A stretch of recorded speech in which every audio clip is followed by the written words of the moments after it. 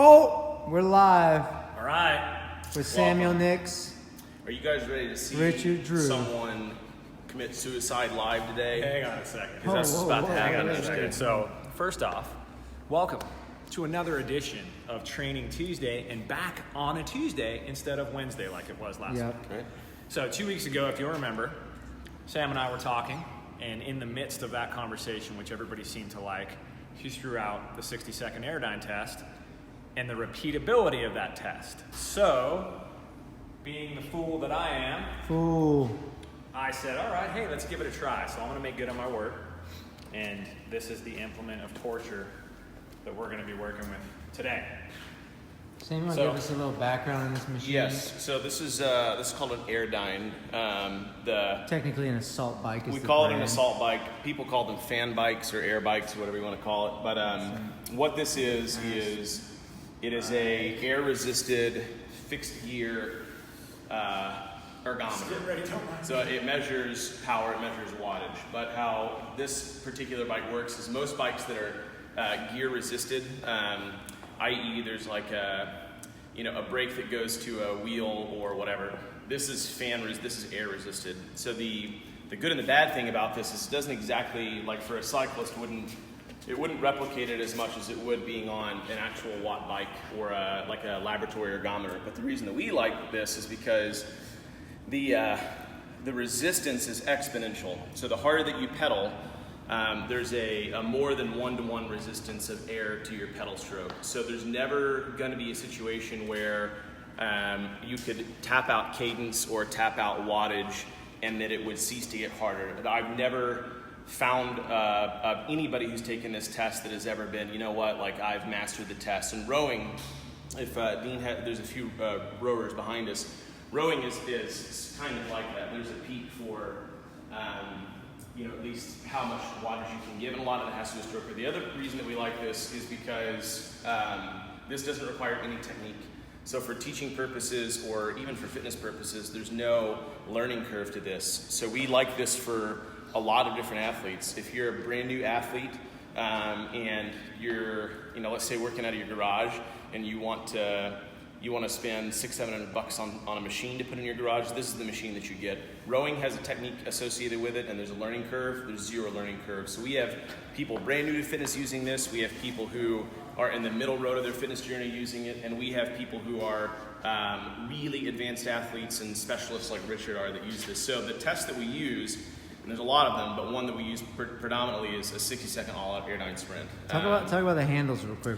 So this is the other part, and this is kind of obvious, but there's handles on here. So it's not just a leg-powered recumbent bike or a bike. It's a full body, experience.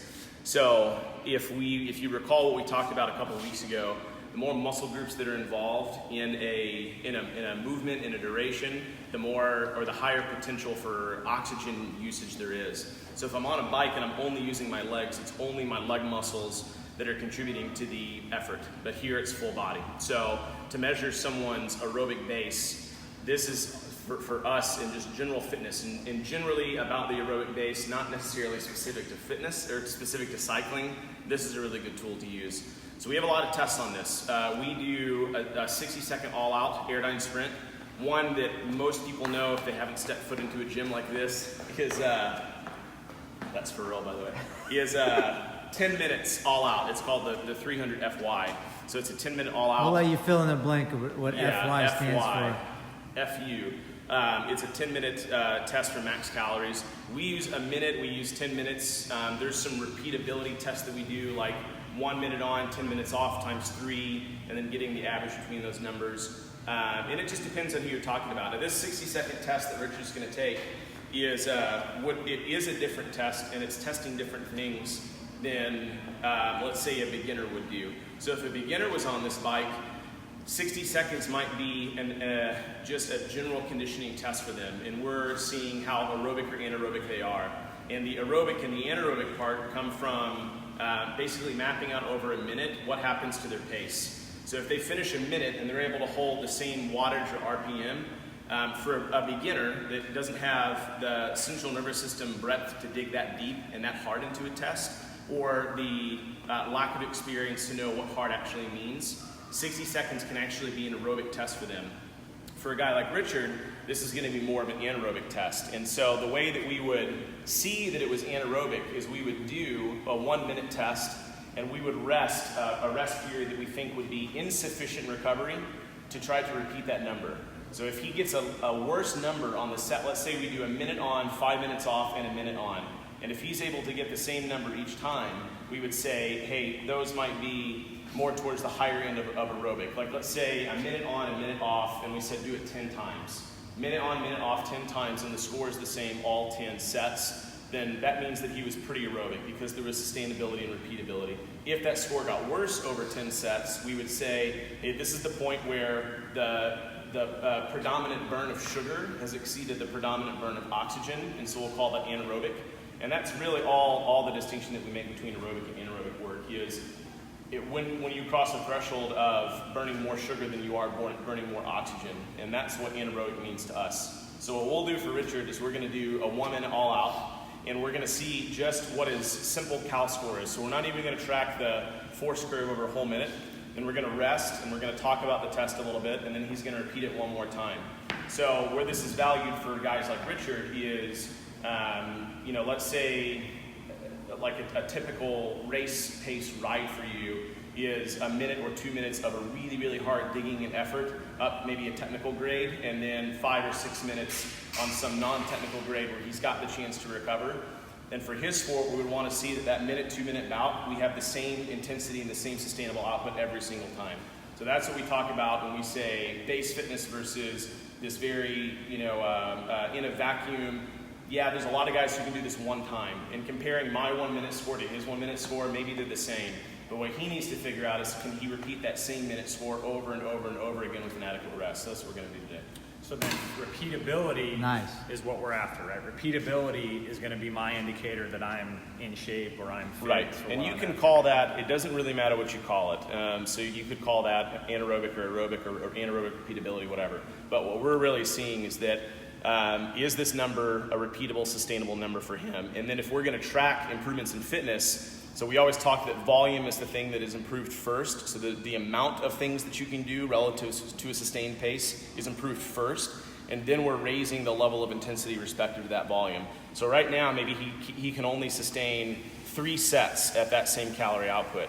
But after some training for a month or two, we go back to the test, and now he's able to do it 6 times instead of 3. And that's really what we're chasing, is the improvement in sustainability for that same number. So I think today we're only going to do it 2 times. Thank you. What's the rest in between? The rest we're going to say is 5. Do you have your heart rate monitor on? I don't know. So we're going to say the rest is 5 minutes. So we're going to do 1 minute off and 1 minute on, 5 minutes off. And that is short enough where the rest is, like he's going to feel that there's some rest involved, but not too much rest where it could become anaerobic, if that makes sense. Meaning that your heart rate for 5 minutes is still going to be pretty high, and there's not going to be this total recovery between each effort. Okay. So we're going to see both. We're going to see the average, and then in that 5-6 minutes of rest, we can get on the whiteboard and talk a little bit about it. I got a question for you. You guys are going to talk. Hang on, before your question, Yeah. I want to be clear here, so I'm putting myself in a very vulnerable position with this, because I can't hide from this. This is going to tell you right now, in a sense, how trained I am, which it's not going to be the greatest. I'm okay saying that. I'm not trying to make excuses. I'm trying to be realistic with this. So, do you want me to tell you what a really good score is? hang on, I don't. Yeah, Go I ahead and don't ask wanna your know. question now. Okay, yeah. How anaerobic, and for people at home, like the easiest way to know, like the layman's term of anaerobic aerobic is, if you have an aerobic effort and you stop, you feel like, wow, that was great. I could have done a little bit more.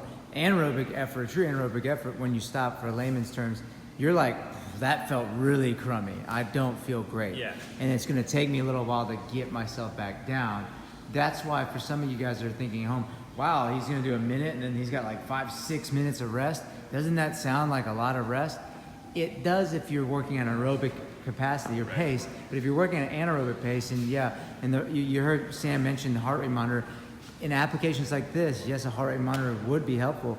Certain applications like doing perhaps like a workout in CrossFit, like Fran 21-15-9, thrusters and pull-ups as fast as you can, heart rate monitor, it doesn't matter at that point.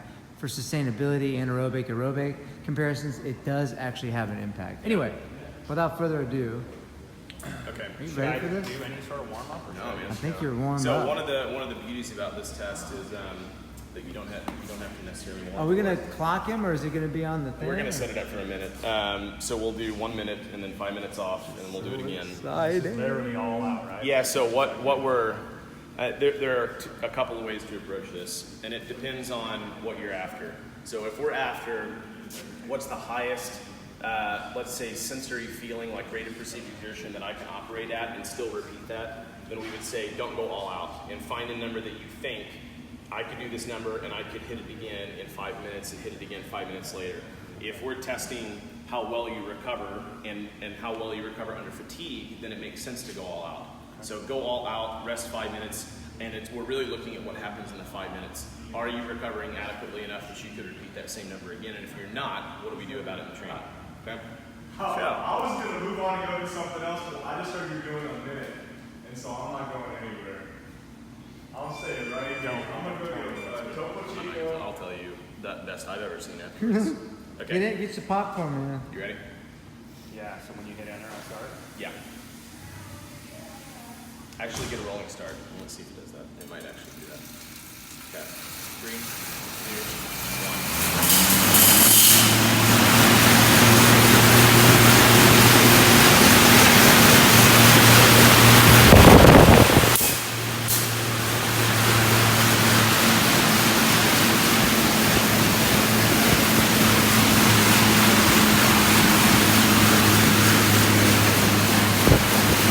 Come on, Rich. They started over 100 RPMs. Now it's at 90 RPMs. That's a good measurement for us for sustaining pace. Now it's at 90 RPMs. It's got 30 seconds left. Come on, Rich. Now it's at 85 RPMs. It's got 20 seconds left. 15 seconds left. 80 RPMs. Come on, Rich, all the way. Like 10 seconds left. 80 RPMs. 79 RPMs. 5, 4, 3, 2, 1, and done. Oh boy. Oh boy. Okay, 5 minutes. so come over here to the monitor, and let's show everybody what this looks like. So on this monitor, so total time was a minute. Rich covered a half mile in 1 minute, and then 46 calories. Calories is kind of an arbitrary number, but it's pretty consistent on assault bikes. But the average RPM here was 90. So we know that a really good score holding a minute is 100 RPMs average. That's like a gold standard. And that gives us about 45 cals, which was 46 cals. So for our gold standard for this test, 46 is really good. But what we could observe is that he started at like 115, 120 RPM, and his ending RPM was 79. So there was a huge drop in power over 1 minute. So that would be thing number one. Now, how does that improve if we say, hey, the reason that the minute wasn't as quality as it was because there was a pacing problem? We would say, next time that you do this minute, we want you to try to hold exactly 100 RPMs as an average. And even if you feel like you could go higher, we don't want to go higher because we want some sustaining pace over a minute. How do you feel? Pretty bad. Yeah. The other thing is that So Neil says, interesting to know heart rate is being measured, but power equally useful. Again, Neil, the advantage of a heart rate monitor in certain efforts would probably be what we would say a longer term effort, because we're trying to get pure anaerobic. Neil, you're right. Like the heart rate is probably somewhat irrelevant because it's probably going to be. I'm guaranteeing you that Richard's heart rate's elevating as we go, and you're right about that. The power is extremely useful here because you can see both wattage, speed, and RPM. So for cyclists, you've got power output, you've got speed, and you've got cadence, which is RPM.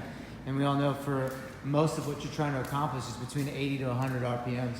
So, you all right? 46. Woo! Dude. I Yeah. don't know how I'm going to do it again. Yeah, well, so that's the 5 minutes. I hope you guys are happy. I would not do this on my own. You want some water?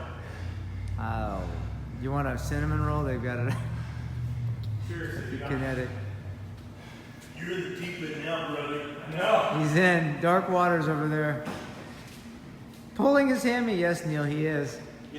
He is pulling his hammy. Keep it going, Neil. I like these comments. I'm not gonna say what's in here. Oh, okay. Let you assume. All right. It says Lance Armstrong's urine. What's happening? So, We're 3 minutes in your rest, Kobe. oh my God. 3 minutes in. I don't have the words right now. Like, what I feel up here pales in comparison to what I'm feeling down here. My legs. What's your subjective sensation right now in your legs? Give us Just some burning pain. Okay. And they feel like they're on the verge of locking up. And from a physiological standpoint, what is burning pain through your quads? Man, it feels like I can't do anymore. Yeah. Standing here thinking, I don't know how I'm even gonna get on for 10 seconds, let alone 60. So, I don't know. I think the mental part of it is pretty important right now. Right. Okay, so what Talk about that. what is happening right now, and what this version of this test is it's testing what we call lactate shuttling or lactate buffering or recoverability in 5 minutes between these efforts. The first place to go with a minute test or a test this short for someone like Richard is how much power, how deep can they dig over a minute. So if we had someone who was a brand new novice rider and said get on the assault bike, they can't actually dig in deep enough to get the intensity required for this type of test. Richard can. 46 is a really good score in 1 minute. So Richard is going from the true like laboratory way to do this if we wanted to do that today is we have a pinprick. We put him on a porta-cuff and that measures real-time respiratory rate and heart rate. And then we use a porta-cuff or a pinprick and we measure his blood lactate. So we say before you go, everybody has lactic acid in their body all the time, and you're at like 2 millimoles per liter of lactic acid, and then maybe it's 3 times that after the 60-second ends, and then we let him do. Usually we do active and passive rest. So right now he's resting actively. He's walking around, he's pumping his legs, and he's literally trying to get blood flow in and out of his legs to remove and shuttle lactic acid. Then he's going to repeat it again, and if he was good at shuttling lactic acid and converting that back into glucose to use as more fuel, we'd say, hey, that was a system that you're pretty fine-tuned at. If he's not, then we know that the score is absolutely going to get worse, and we would see him do that same thing again and crash and burn 20 seconds in. We're going to see. And Well, we're gonna see that in and about- we can rest more than 5 minutes. So Thomas is So when we go through these, and we're doing it in this version, we're seeing what do we get for a minute, and the score really doesn't matter because there's a lot of things that influence how tall you are, how much you weigh. But we do the test for a minute, and then we rest a pretty long period. You know, more than 1 minute for sure. Enough time where we feel like lactic acid can do its thing, and then we're going to repeat it again. And this is valuable for him because if, let's say, that number 45 over time and with fitness, and there's a lot more that goes into it, what I'm about to say, but let's say that you could do 2 sets today and get 46. In your third set, you got 30. You crash and burn on your third set. Then we would say 45 is your number. What do we assume is the limiting factor for you to be able to repeat that? And what it really means is your recovery in between the intervals. And then maybe 2 months from now, we say, hey, you do 5 in a row. This is a testing situation, so this is as hard as you can get. You're not ever going to be at this kind of intensity except for maybe the last 5-10 minutes of a race where it's the sprint battle to the finish. So when we set up the program to fix this stuff, what we're really looking at is what is the biggest limiter for him in being able to repeat this test. For him, it's going to be how well he recovers lactic acid. For other guys, it might be an aerobic base thing, is that your aerobic base is really, really high, and so your ability to create blood flow and shuttle lactic acid is also really high.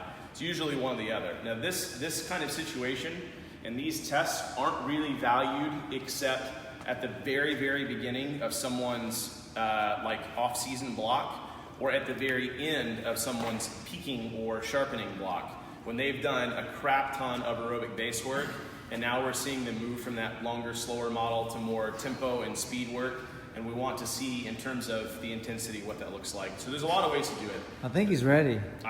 We're at 6 minutes right now. Come on. Whatever. Come on. Come on. Come on. So six, just for the sake of the video, and I'll say this, 6 minutes is not really like adequate recovery for it. Sometimes we'll do minute tests and they're upwards to 30, 45 minutes worth of rest. And it depends on how much you can bring to the minute. Okay, so again, what you could say though is, from my perspective, as an enduro rider, which they're truncated all-out efforts. So it could be a minute, it could be 2 minutes, it could be 3 minutes, as hard as I possibly can, followed by some active recovery, Right. which is anywhere from like 20 to 30, maybe even 60 minutes. Right, so all this is a baseline. If we are training that specific thing, which implies that you have a huge aerobic base and you're very technically sound on the bike, this is a litmus test to say that part of your fitness is improving. So the training side of it is we actually set you up, whether it's in the gym or not, we set you up for like a 2 or 3 minute, not all out, but relative to all out, pretty high up there, and then 10 or 15 minutes of active rest. So we say a minute assault bike, a minute kettlebell swings, and a minute burpees to a 1 foot target, and then we're gonna get on a rower or a VersaClimb or whatever, and we're gonna chill out at a very sustained pace for 10 or 15 minutes. And then we're going to do that 2 more times. And we're going to do it in a way that we 100% know is repeatable. Because repeatability is training. Yeah. Unrepeated efforts is testing. If I can't hold on to it, then I have gone up beyond 100%, and I need to figure out why I couldn't maintain that. Okay, so based on what I did the first time, you just relax. Based on what I did the first time, from a training perspective, should I do the same thing where I went pretty much all out Right. when you saw the degradation? Right, because it's a test. So now I want to do the exact You same want to do thing. the exact same thing. So we're comparing all-out efforts to all-out efforts. Okay. Because if it's all-out means that there's only one variable that you're trying to track, and that's your speed, your RPM, your intensity. The other stuff are dependent variables on what that intensity was. Okay. But training is, there's almost no variable in that training. We say, we know that this pace, whether it's heart rate or RPM, whatever, this pace is a pace that I know you can repeat. And then we'll give you 10, 15 minutes of active rest, and then we're gonna do that 2 more times. And it's actually literally training that same part of what you spoke on, is these truncated efforts of intensity followed by moderately hard efforts of recovery, which really just means riding to the next like technical part of the course or whatever. So that's the distinction between training versus testing. Testing is digging in deep. There's a huge central nervous system pool that has to be jumped into. You have to have, for tests like this, a huge base of fitness to do them. And they can't be done all the time because they're all out. Training is, whether it's hard or not, it is something that I know, hey, after I do this tomorrow, I know that I could do something else. It was repeatable, it was sustainable, even if it was really, really intense. Anaerobic efforts versus aerobic efforts, they're all repeatable. It's just sustainability is the portion that you're chasing. Is the pace that I'm going at a pace that is sustainable? And 3 minutes on, 15 minutes off, we'd say 3 minutes is the limit for a sustainable pace. And to be able to continue to sustain that pace, I might need 15 minutes of rest and recovery. So there's a lot of things that go into it. But the big thing to talk about today, testing versus training. This is a test. What is the test for? Who is it appropriate for? And then what do the numbers say? Okay, so let's do this one more time. All right. So let me just set the stage here. I feel absolutely horrible. Like I wish, I don't have enough time to describe how badly That's I like feel. the gas that's It's so bad. through Like your whole body. I can't recall feeling like this at the end of a race stage. I don't know if that's a good thing or a It's bad getting thing. into your head. But I mean, literally. yeah, I really Circulation's feel like I'm gonna systemic. puke. Yeah. Okay. So you do the same thing you did. You crash and burn, you crash and burn. We'll see what happens. Like I don't know if I think my leg might cramp up. Oh, shit. Dang it. Yeah, that's fine. Let's just cut like 10 seconds. Thomas! Oh, there we Here go. we go. Oh, this is the one that this is the one that doesn't do it. Hey, he's getting extra rest. We got it. Oh, ooh, nice. The unplug and replug. When it doesn't work, just unplug it. Plug it back in. Oh, we better bump that age up. Just kidding. Okay, When you rolling hit it, start. It's gonna go 3, 2, 1 countdown. Yes. And Yes. go.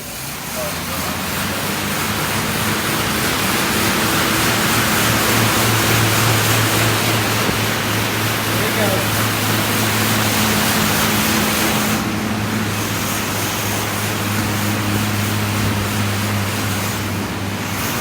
Keep moving.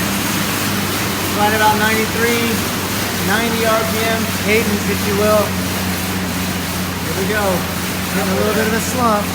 30 seconds. Come on, Rich, you got it. You got it. Come on.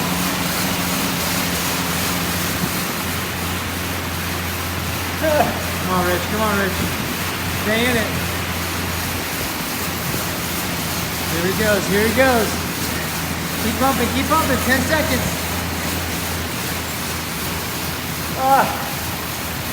5, 4, 3, 2, 1, and relax. All right. So that's 35 cals. That's 9 cals less than what he got last time. 11. He had 46. Oh, 11. Just kidding.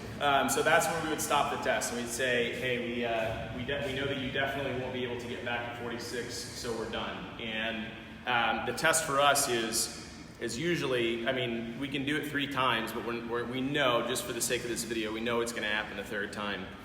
So we take that information, and then here's what we do with the information. There's the aerobic side of the conversation. Is the reason that he wasn't able to repeat this is because he had like 8 minutes of rest, which is more than we allotted. Because it hurts. Is that because his aerobic base isn't large enough to start shuttling out lactic acid to create the blood flow? Oxygen very much helps that, and the bigger the aerobic base, the easier that these things become. Or is it an anaerobic side? Is actually his aerobic base is really high, but his body is not accustomed or adapted or knows what to do when lactic acid is part of the equation. So then we have to go to another test, and that other test would be, let's see actually how big his aerobic base is. So one that we do in here in our pseudo laboratory setting is a 1 hour row time trial at an aerobic heart rate, and we use the Maffetone equation, which is 180 minus your age. So that number, 180 minus 34, 35, that's the highest number that he would go to on his heart rate monitor. We would say, how many meters can you get in an hour? 15,000 is a gold standard in an hour. So if he gets 15,000 meters, we would say, you've got a really good aerobic base. So it's not an aerobic problem that is going to improve this test. It's going to be that we start dosing in over a very intelligent amount of time, getting better and practicing just this energy system. And that's the old school base phase, and then intensification, and then we peak and we taper, and then we go compete. But for us, that can happen, depends on, can happen a lot. It can be a couple of times a year, but it just depends on the person. That's how you get a baby out, Rich. Now what we also observe, and these are the subjective notes outside of the data, that is, that rate of perceived exertion right there, for him, is really high. So out of 10 being I'm going to die, what do you feel like right now? 11. 11. So the RPE is insanely high. So part of him improving this is he hasn't done this in a long time. So the rate of perceived exertion for how painful this is really high, because it's not like he's done this once a week and that feeling he's become accustomed to. So he can improve this because this improves. Maybe he gets the same score as last time, but the second time he takes this test, he was walking around kicking his legs and kind of breathing hard, but he didn't have to fall down on the ground and cramp. And then we know that his fitness has improved in some So would you say even if something as subjective as RPE, if the RPE changes, rate of perceived exertion, from a 11 to, like you said, a 7, right, even if the numbers objectively don't change, we can still consider that a improvement in fitness? It is an improvement. What we're really, I think what you're really after in this kind of test is like the hard data information about did the number 46 end up becoming 46 for 2 more intervals next time? Was he able to remain the same? But at the minimum, that's what we would want to see is, hey, this wasn't as hard for me as it was last time. Because that is, just think about that in terms of his races. If right now doing a 2 or 3 minute semi all out clip and then 10 minutes of hard pedaling but more recovery effort, if that feels like 10 out of 10 for him in a race, we want to get that to feel like a 7 out of 10. Sure. But what we're really after is the hard number, because we know that even if it doesn't feel very hard, people can still crash and burn mid-race, and it might not have felt very hard, but there's physiological stuff going down. So those are a couple of things that we track in the test. So the easiest stuff that improves these tests, one, is that you actually train for the test. So if you don't do anything this intense, and then you say, I really want to feel like what's my anaerobic engine look like, and you've never trained this before, it's going to feel like that probably every time that you take it. So part of it is just training this more. Now, this is all out. Training is not all out. It'll still be difficult. It could still be the same setup. A training situation might be, hey, next week we're going to do 5 1-minute intervals on 5 minutes of rest, but 30 calories is your score. Because I know today he got 46. I could say with certainty you'll get 30 cals. And he gets 30 cals, and what do we do the next week? Same test, but let's see if we can get 6 sets at 30 cals, and then 7 sets at 8 and 9. Maybe he gets to the point where he can do 10-minute intervals on 5 minutes of rest and hold 30 cals. Then we're going to go back to 5 minutes and say, now you get 35, and let's see if we can creep back up to 10. Or it could be an aerobic-based thing, that maybe his recoverability needs to improve, so he's got to get more miles on the bike. But there's a couple other tests to confirm it. But the easiest stuff to do is that you actually do start dosing this. We talked about that a couple weeks ago. Once a week in the training, that there's a day that it is still a training day. So it means when I finish, whether it's tough, tomorrow he's not going to do anything because that's how crappy he's going to be. But in a training scenario, he would feel good enough that tomorrow he could do something training-wise.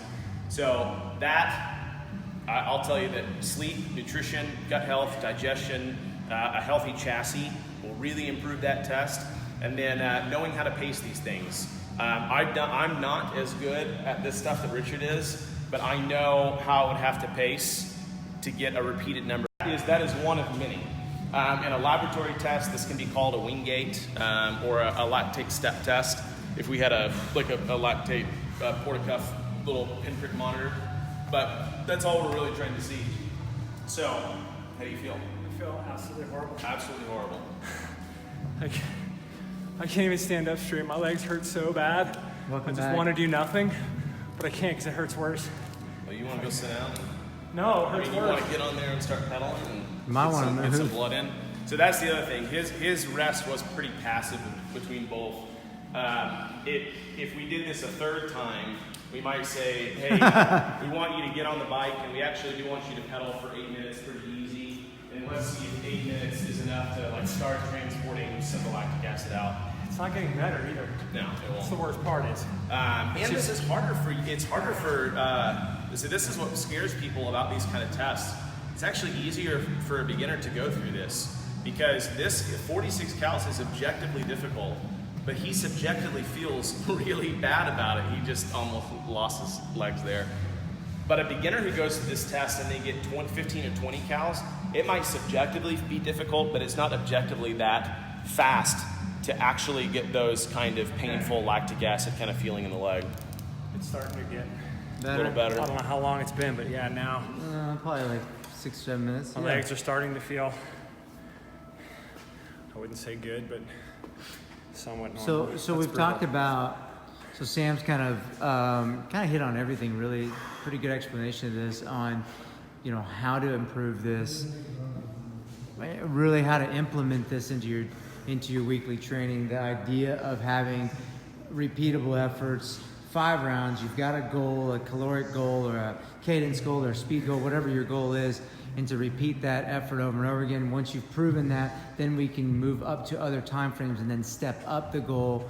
Now, what's really why are we doing this? Right? What's the benefit here? Because I think that's the one question. We've talked about repeatability. We've watched repeatability. We talked about how to train to improve this. We've also talked about where and how to implement this and why it's beneficial. But again, actually, why is it beneficial? That's the question I want everybody else to hear, and I want both sides, right? All of our opinions on that. From I'm a rider, I'm an athlete side, to I'm a coach, and what am I expecting out of my athletes and clients? What do I want to see? Because again, I would probably, I'm kind of speaking for Sam here, but as a coach, I would also like to think that there's a threshold between wellness and sports performance. If someone comes to you with the sole goal of, I want to be the biggest, baddest rider, you know that he's going to have to sacrifice some element of wellness. Right. But if somebody says, hey, I want to be really, really good at it, but I still want to be as fit and well as possible. So really, I mean, what is the benefit of doing repeatable lactic buffering tests? Yeah, I mean, for the health benefit, there's probably none. And I am of the contention, and we've seen enough people do it the right and the wrong way, that I would love every athlete that we ever worked with to tap out, at least in that portion of the year, how aerobic that they actually are. So however that's measured, I say I'm either plateauing or I've reached a limit where I know if I do any more work than what I'm doing now for easy aerobic work, that happened to you with the running, is you got to a point where you're like, hey, I'm actually getting a little broken down now because I've passed that Right. peak adaptation curve. So for health and fitness, this isn't necessary. What would be necessary is that we say, hey, we want to pick a number that I 100% know you can sustain, or we give like an RPM thing. I want you to hold 90 RPMs as long as you can. And when you stop, when you go under 90, we're done. And however long that lasts, that's how long it lasts. This test starts hurting because we allow him to keep continuing on, even though he is not producing good effort over the minute, because his RPM slide. For health and fitness, it's actually a pretty poor test, because this requires a ton of work and lead up to be able to take this test appropriately, and it also requires smart recovery. The bad thing about these tests for beginners is it feels really good after a while. And right now, because you've done this before, this doesn't feel good. But for someone who has never done this before, it's a pretty euphoric effect afterwards. And they start thinking, man, this one, I feel the endorphin rush too. Yeah. I felt like I accomplished a lot more in 2 1-minute sets than I did on a 2-hour ride. Would you say that that's kind of the general feeling for most high intensity programs like CrossFit, is that when you get that Fran hit or that Helen hit, or you do Grace for the first, second, third time, you're like, boy, I'm addicted to this sensation. But what you're essentially saying is doing that test over and over again as training is detrimental. Right, because the effort required for your brain to go that hard is not sustainable.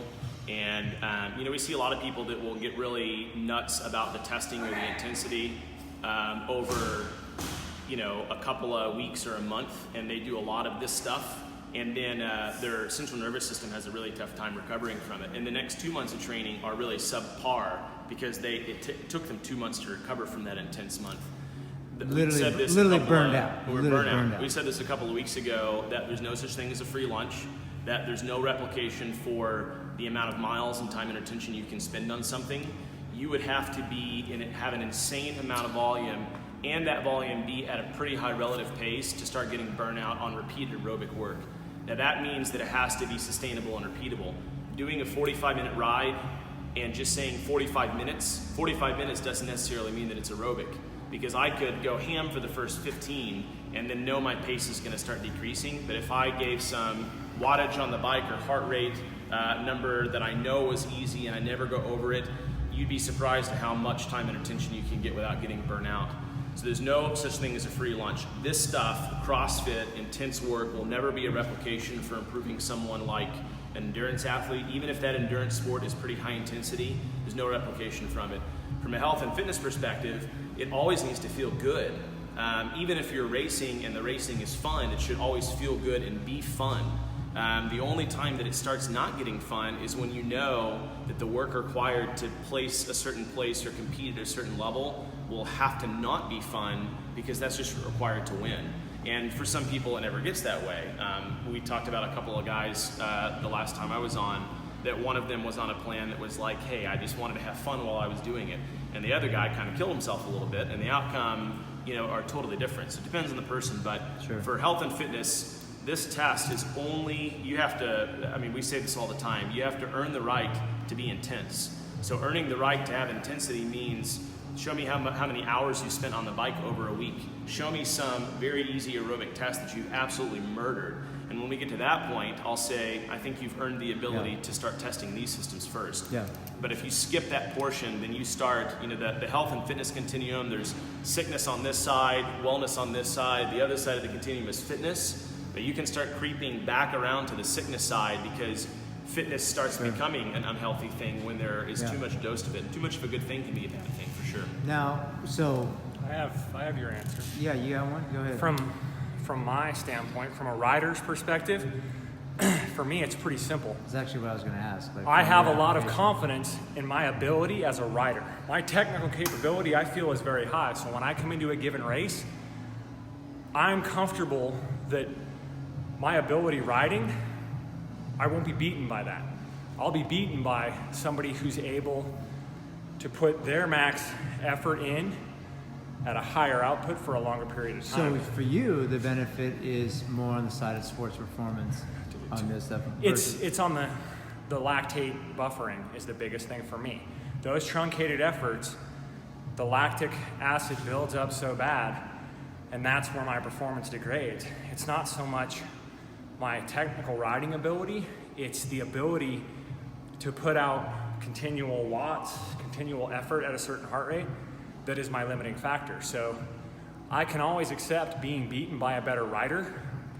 I can't accept being beaten by somebody who's better conditioned than me. That's unacceptable, plain and simple for me. Yeah, a good analogy that I've used is if you've ever shot a gun before, or you've seen people that are in shooting sports, is that there are some people that show up and they have these like insanely kitted out, super expensive guns. This but is they're literally every sport. It right? is, right? But the fundamentals of what they do is very lacking. So, hey, you show up, you got a $5,000 bike.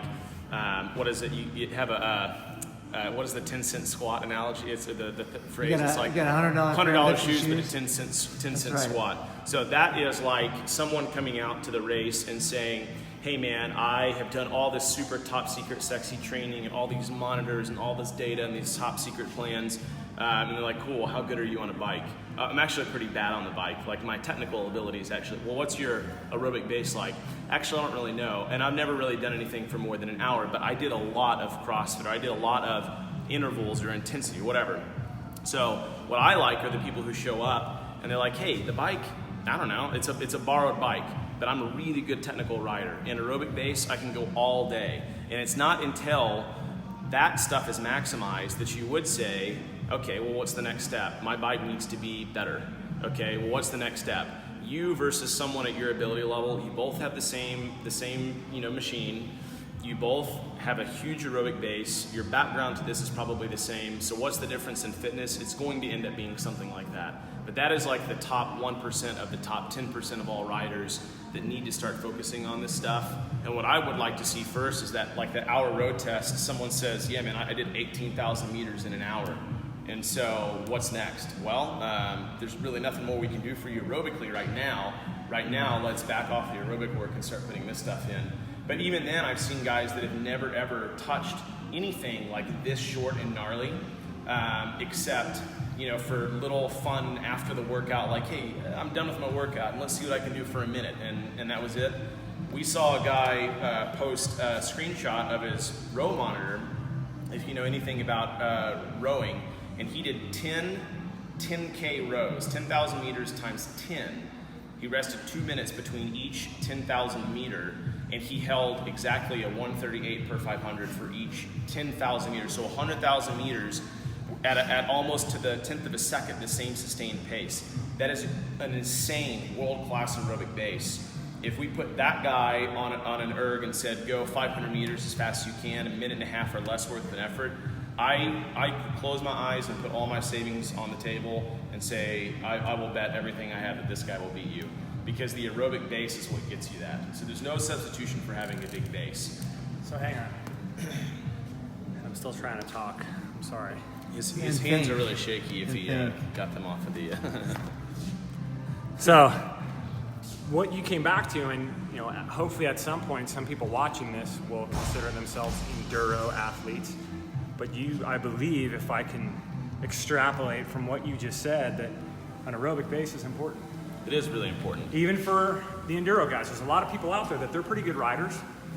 They can go hard for a minute or two, but that's sustainability. They can't go hard for that minute, 2 minute stage, third, fourth, fifth stage later on in the day. So that means get your aerobic work in. Get out on your bike and ride. Put your headphones in and ride for a couple hours and build that base. Yeah, because like the first thing to getting worse the again. very, very first thing that someone has to think is, if I have more than one stage in a day, I just have to have the recoverability to be able to ride all day. And I have multiple bouts, multiple stages. So I'm going to do this stage, and then I get a couple of hours, and then I got to do another stage. Like, first you have to be able to do that. Mm-hmm. That has nothing to do with intensity.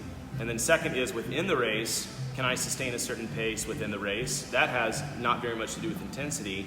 And only when you're at that place do you say, now, how am I able to beat someone else, these more technical, truncated parts of the race? I have to be able to go that hard, and then when I have to do it again, this guy, he's doing it at 80%, I'm still at 100%. I still am at 100% of my feel-good effort. Yeah.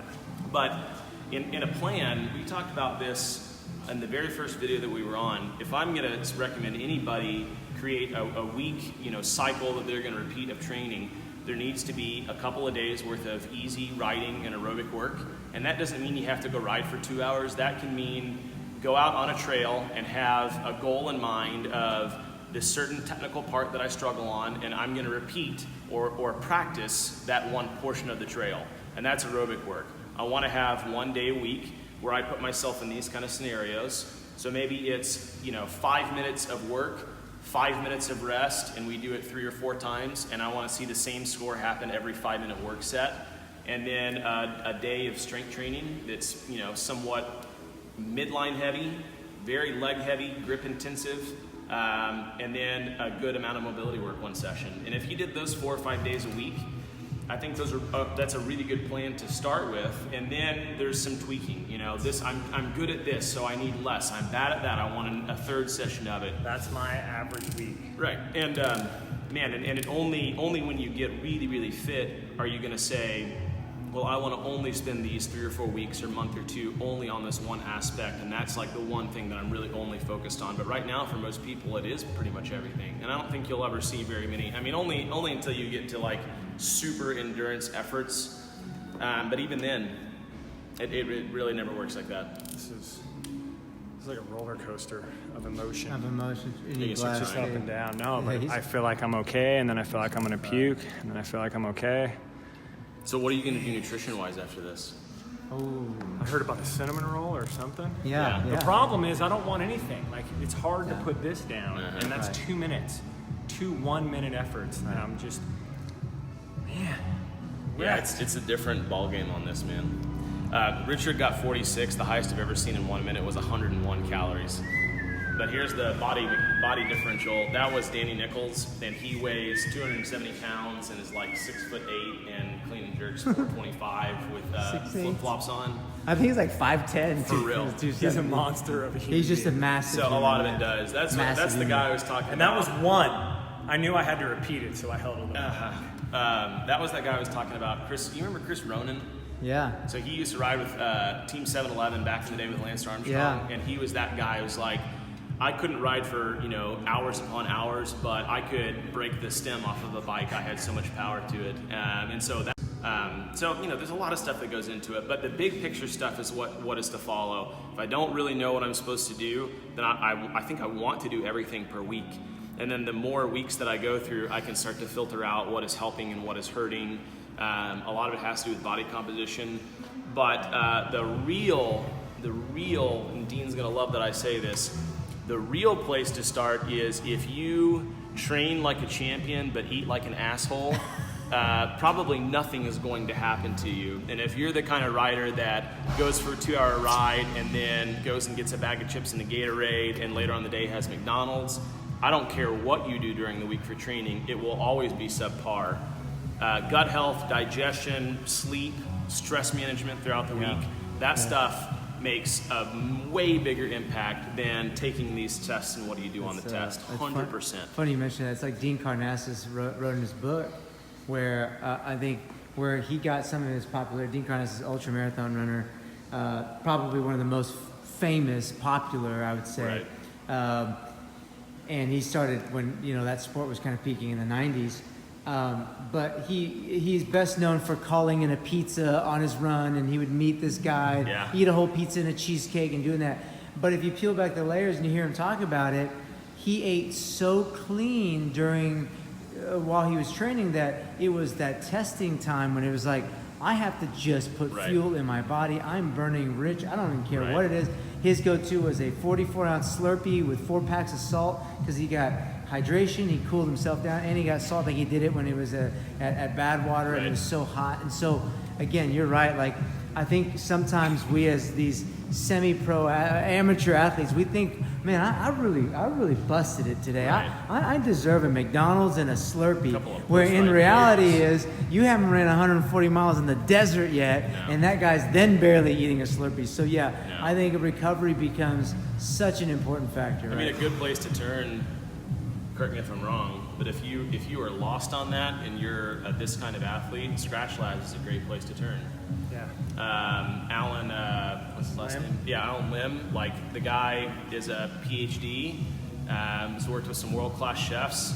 It is nutrition specific to endurance athletes, but it's good, healthy. It is as good as you can get without saying, I'm following the paleo model or something like that. And that's at least a good place to start. But that stuff has to be present first. And you got to be realistic. What have you had to eat today so far? What's funny is, and I don't know if I said it earlier, but I specifically have had very little in the way of calories because I was expecting to vomit. I'm still not sure I won't. But I had some pastured pork sausage and organic sweet potatoes this morning. Oh, man. And I had a healthy amount of that. I probably had 850 calories of that. And then since then, I've had coffee and 3/4 of a Lara bar. Yeah, and that part of that is the impending doom of the test, that you're a little stressed, cortisol's a little high, and you're like, you don't want to eat. For some reason, I'm not very hungry. And after this, if you didn't force, you probably wouldn't eat anything the rest of the day if you didn't force I'll yourself. go have a protein shake. Yeah. Some overripe bananas, and at Awesome, some point I'll eat again. But Great. I feel horrible. I really feel absolutely horrible. I knew it was going to be this horrible, but hopefully everybody appreciates what my pain pulled out in valuable information. Great info here from Sammy Nix. All right. Thank you. Well, CFDC. yeah. If you guys have questions about this stuff, if you'd like to get, dare I say, like a sample training plan from one of us to start to follow and us help you with that, we can put it in the video. But our gym facility website is traincfdc, cut from different cloth.com, traincfdc.com, or we'll put our email addresses up there. If you want a sample plan or you want some advice, we would love to meet you for a cup of coffee and go for a little consultation about it. There are other questions on here. I'm sure there have been some questions. We don't have the computer up, so we haven't seen them, but I'll go back when I actually feel like a human being again. When your hands aren't shaking anymore. Yeah, and we'll go through all these questions. So well, thank you, Richard, for letting us keep That you was this fun. today. Super fun. All right, Guys, we're out. off. I'm done. We'll see you next week. Yeah, more.